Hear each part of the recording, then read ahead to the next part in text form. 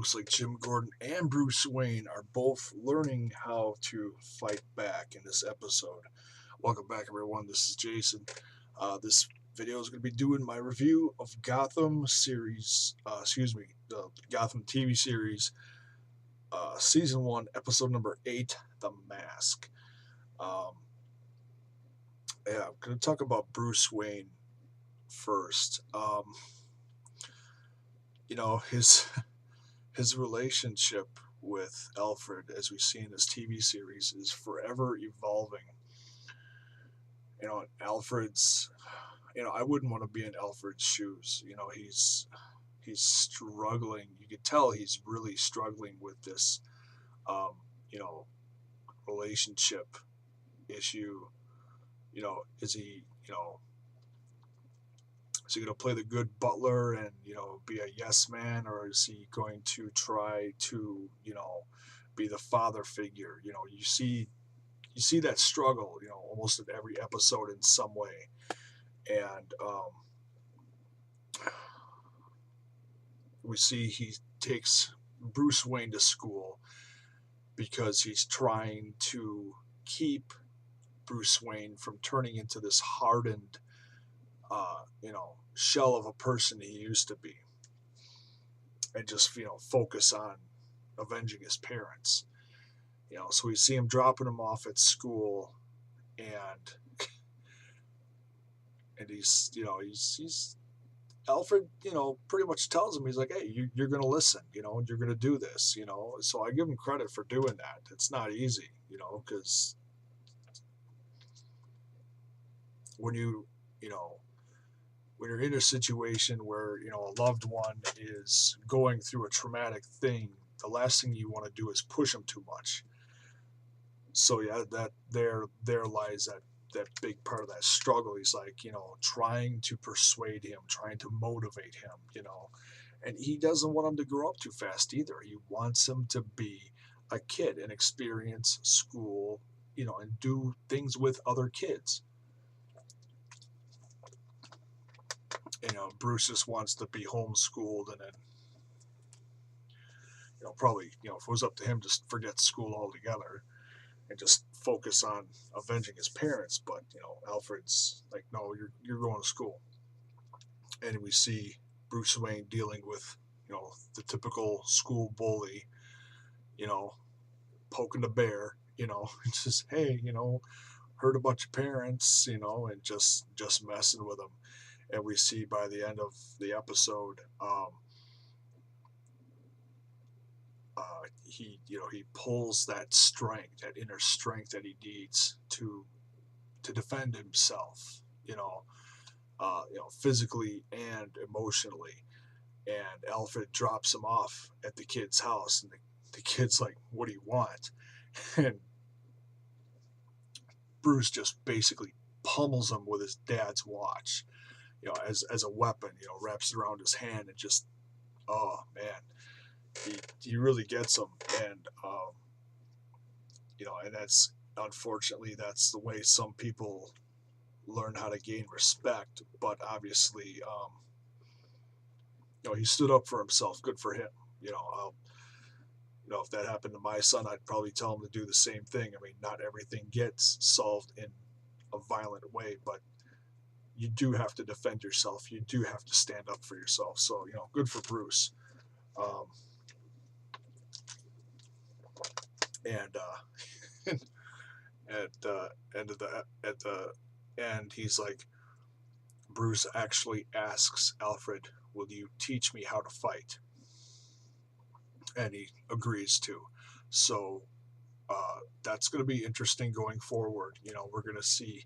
I don't know. Is he done with school now? What is he going to do? Is he going to keep going to school and do the the kid thing and grow up in that way, or is he just going to stay home and become this hardened person and learn to fight and learn to avenge his parents? I don't know. Maybe he'll do both. We'll have to see. But it'll be great to find out in the upcoming episodes. Um, and then we got Jim Gordon and Bullock. we see from the last episode how the precinct treated Gordon when in that stressful situation of Zach, can't think of the guy's name. The guy that went after him, the bald guy that showed up and cleared, the whole precinct out of all the cops. Everyone's treating Gordon like a cancer, and it was nice to see for the first time well, not the first time, but this is like probably the strongest occurrence of, Jim and Bullock being, eye to eye. Bullock's like, hey, all right, I'll fight this with you, but he's still struggling with that, that gray area that, why can't you just telling Jim, why can't you just do things this way instead of this way? And Jim's like, no, I will fight to defend this city, and I will,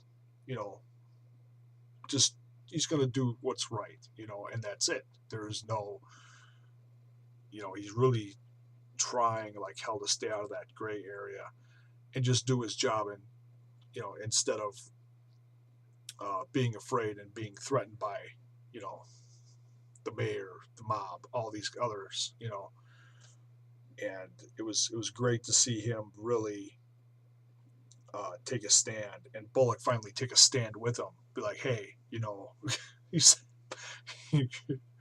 Gordon may be an asshat, but he's still a cop, that was great. And they finally, they really needed it, because in the process of trying to solve the case in this episode of the guy behind the mask, it's an underground fight club, and all these guys who are trying to get into this investment firm have to fight in order to gain employment with this firm, and as they're as the episode's going on, and they're wearing this guy down and trying to find out what's all going on, then through investigation they find the fight club place, and Gordon has to fight his way out, and just goes back to that old, okay, he's not just a cop, but he's a soldier, so he knows how to defend himself, and he knows how to fight. So that was a big mistake, and so yeah, it was great to see them come out on top in the end of the episode in that way. Another point I want to make in this episode, we see the relationship between Gordon and Barbara pretty much has reached this breaking point, because Barbara now does not feel safe and is trying like hell to get Gordon to, let her keep a gun in the house. She's like, am I going to be safe? And he's like, no. And she's like, well, you can lie to me, basically. It's like, one of those little white lies just to try to make her feel better. But, and we see throughout the stress of all this and her being held hostage in the last episode from that scary bald guy, I can't remember his name right now. Doggone it. But nonetheless, when she was held hostage in the last episode from Falcone's guys, Falcone's guys, she's had it. She doesn't feel safe, and Jim's trying so hard to keep that relationship intact and yet do his job at the same time, and he's fighting a losing battle. So, he calls her up at the end of the episode, and he's like, hey, I'm on my way home. Things are going to get better. And just as he's calling, she leaves Jim a note, and she's she walks out. We watch her leave, and in the distance, as it's getting blurry, you can tell she's got her bags packed and she's walking out the door. So she's gone. She's left him. I mean, I hope she does come back in the episode. I do not think this is going to be the last we've seen of her, but this is obviously going to change Jim in the series too, because we may see him losing Barbara. Whether she comes back or not, I don't know. Um, but is he going to become that hardened person, and is he going to start changing the way Gotham's changing?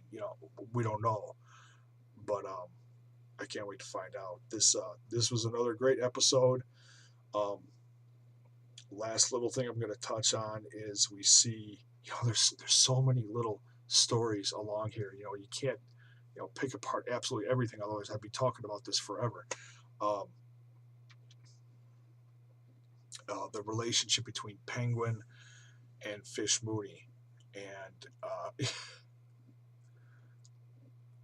and Penguin really showing his power. I mean, he's got some cojones, and he's really smart about how he's doing this. He's sly, he's cunning, he's oh man, just a tremendous character in this series. And the tension between him and Fish, the sarcasm in the room is you can cut it with a knife.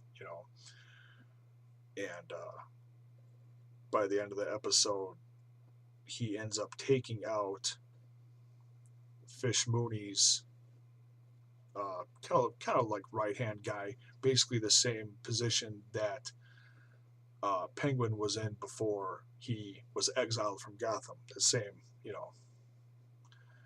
the umbrella holder, that guy, um, and gets some secrets out of him, gets him to talk, and then just tells his guys just to take him out. So yeah, he's really showing some force now, and things are. They're trying to do this whole, okay, not a drop is going to get spilled between the two families, between Maroney's and Falcone. But, oh man, it's like both sides are holding that gun, and all it takes is, an itchy trigger finger to pull that first blast. Yeah, things are certainly heating up between the families. And, Penguin's so smart in all this, and everyone else doesn't realize how smart he is, and who's got his back. That Falcone has his back. So and yet Fish Mooney has that weapon as well. So yeah, we'll see how that's all gonna work out, because it doesn't look like that's gonna pan out either, because that was a secret that the guy um, let out and told Penguin while he was hanging upside down. So yeah, great episode. So many relationships twisting and turning. I don't know how many more episodes we're gonna have until the the holiday break, but we've got a full season coming up. It's like 20 some episodes, so I'm guessing we're gonna have between 2 and 4 more episodes before the break. Um, yeah, it's great. And apparently, from the preview, it looks like we're gonna meet the young, up and coming Harvey Dent for the first time in this next episode. I can't wait to see that. Well, we know what eventually happens to him, but obviously that's not all going to happen right now. This is all preliminary Batman stuff, and seeing how all these famous characters evolve. It's a beautiful part of the series, is watching them turn into who they're going to become, and just watching the magic happen. So that's my review for this one. Let me know what you think in the comments below, and throw me a thumbs up if you like the episode, or me reviewing it. And if you're not subscribed, you're more than welcome to subscribe. I do these reviews. I also review The Walking Dead, and do a lot of, well, as you can see, wrestling videos. So if you're new to this channel, welcome, and thanks for watching. And we'll catch you for the next one soon.